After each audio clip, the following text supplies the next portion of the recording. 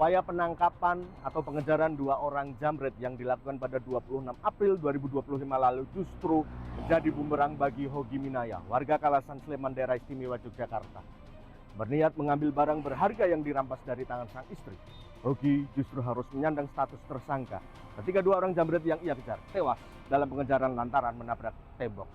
Kasus ini viral, publik berkomentar atas penetapan kasus tersangka, pengenaan wajib lapor serta kewajiban mengenakan gelang pelacak pada kaki kanannya.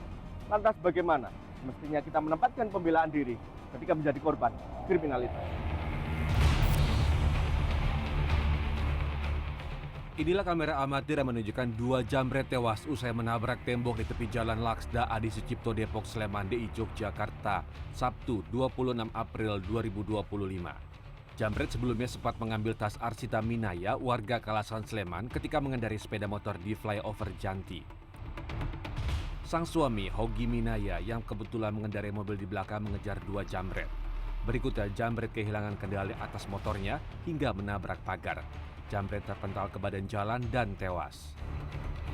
Atas dasar apa nanti suami saya dijadikan? Jadi saya nggak mikir sampai kemungkinan dijadikan tersangka atau apa, itu nggak ada kepikiran pada waktu itu.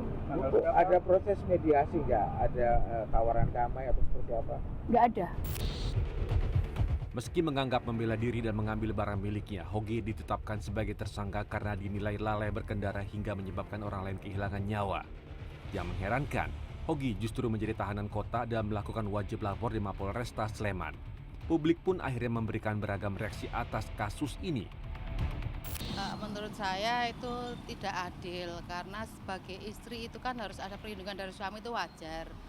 Tapi jika suami melindungi terus harus seperti itu kejadiannya, itu jujur saja itu meresahkan. Saya sebagai istri itu resah. Menurut saya itu seharusnya itu harus dibebaskan tanpa syarat.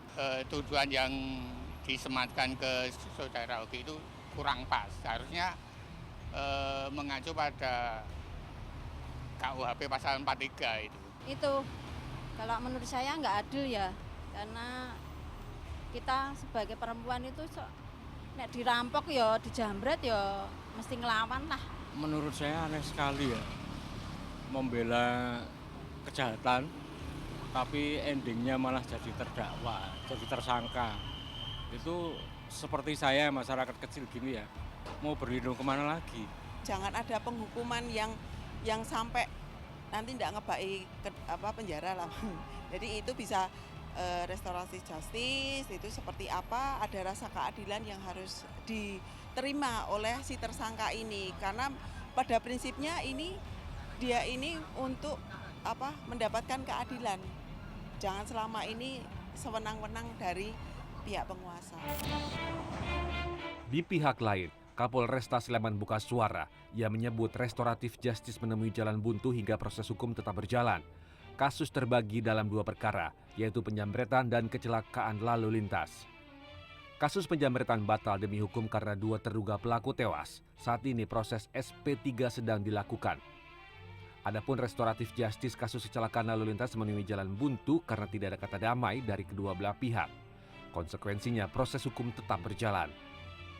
Polisi juga mengklaim berkonsultasi dengan saksi ahli dari Universitas Gadjah Mada sebelum menetapkan Hogi Minaya sebagai tersangka. Pemberkasan lengkap dan tersangka beserta barang bukti diserahkan ke kejaksaan.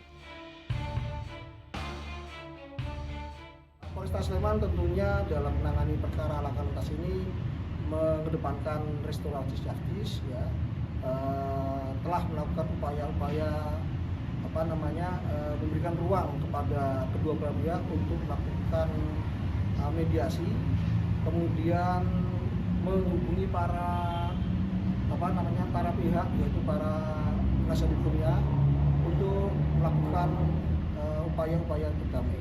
Namun beberapa kali sudah disampaikan tidak ada titik temu, sehingga proses penanganan laka lantas ditangani melalui jalur ini.